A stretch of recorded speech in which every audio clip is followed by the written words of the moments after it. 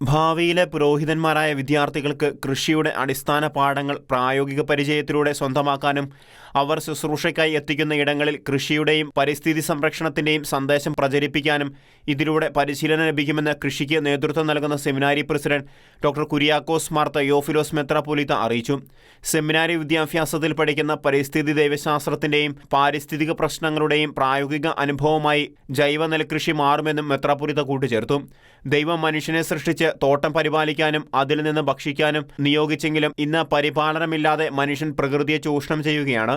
ഒരു കാലത്ത് നെൽപ്പാടങ്ങൾ കൊണ്ട് നിറഞ്ഞ കേരളം ഇന്ന് ഊഷരഭൂമിയായി മാറിക്കൊണ്ടിരിക്കുന്നു. വിഷലിപ്തമായ പച്ചക്കറികൾ 70 മുതൽ 80% വരെ നാം ഇതര സംസ്ഥാനങ്ങളിൽ നിന്ന് വാങ്ങി ഭക്ഷിക്കുന്ന അവസ്ഥയിലാണ് നിലവിലുള്ളത്. കേരളത്തിൽ തരിശായി കിടക്കുന്ന പാടശേഖരങ്ങളും കാടുപിടിച്ച കൃഷിയിടങ്ങളും ഉപയോഗപ്പെടുത്തി കൃഷിയുടെ സംസ്കാരം വീണ്ടും രൂപപ്പെടുത്തിയില്ലെങ്കിൽ കേരളം രോഗാതുരമായ ഒരു സമൂഹമായി മാറ്റപ്പെടും.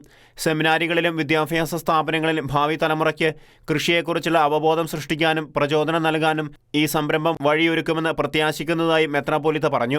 കഴിഞ്ഞ വർഷം സെമിനാരിയുടെ ആഭിമുഖ്യത്തിൽ തുരുത്തിക്കര പാടത്ത് നടത്തിയ ജൈവ നെൽകൃഷി വിജയകരമായത് ഈ വർഷവും തുടരാൻ പ്രചോദനമായതെന്ന് കൃഷി കോർഡിനേറ്ററും ഫാക്കൽറ്റി അംഗവുമായ deacon doctor Aneesh K Joy അറിയിച്ചു. കൃഷിക്ക് തുടക്കം കുറിച്ച ചടങ്ങിൽ പാമ്പ്ര പാടശേഖര സമിതി president KM Thomas, panchayat member Shobha Elias, Manneed കാർഷിക officer Ann Varghese, Aswathy, MU Paulose, KK Joy, KP George തുടങ്ങിയവരും പങ്കെടുത്തു.